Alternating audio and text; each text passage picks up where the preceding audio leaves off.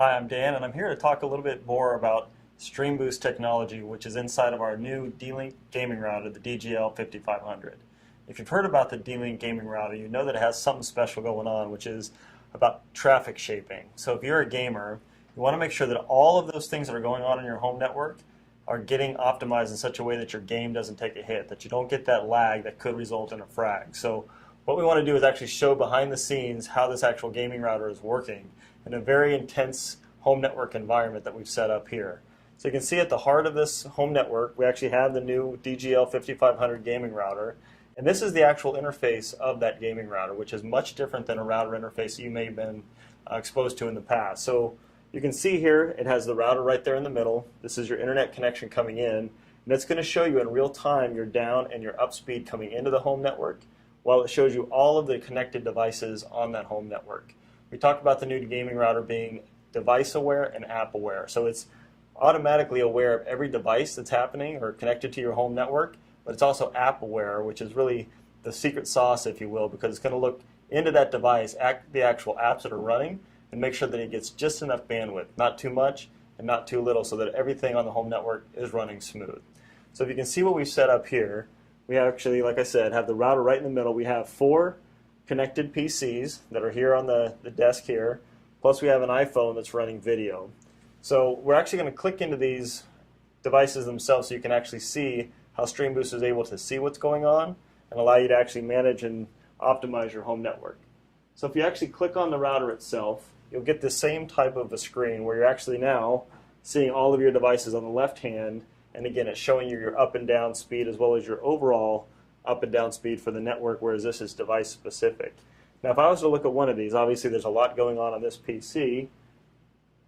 You actually click into it, you can see this is actually the PC up here on the top left where we actually have BitTorrents going. So you can see on the right, green is good. It means that it's getting enough bandwidth to handle that application accordingly, but it's also making sure that it's not giving it too much so that those bandwidth intensive applications like video and Skype and so forth get what they need more importantly. So now if we were to go up to another PC, you can actually see this is the video that's running on the left. It's a YouTube video where we have 360p resolution going on that YouTube video that's playing. I'm actually going to go over and upscale that video to 1080 so you can see what happens.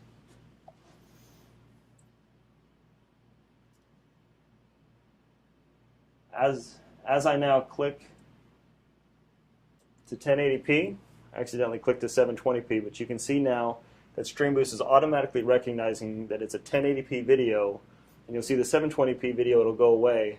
And so now it's allocating more bandwidth to that PC because it now knows that it's a higher resolution video, meaning it needs more bandwidth. So you can see that right out of the box, this device, this router, is doing a lot to identify everything that's going on in the home network and give it the device prioritization that it needs. So you can see it's actually streaming and making sure that everything is going. If you click down into any of these other devices, here we are on the phone, you can see we have Netflix going on the phone and it knows that it's Netflix and it's actually allocating the bandwidth accordingly. It's doing this in real time on the fly, and it has a cloud-based way of actually looking at every device that's connecting and automatically updating itself as new apps come out and as new devices come out. So if there's a new gaming title or there's a new way that Netflix handles video, it's going to automatically update it and make sure that you're always optimized for your home network experience. And you can see, more importantly than anything else that's going on here, is the game up in the top right. And you can see it has a very low ping. Here we're looking at 20.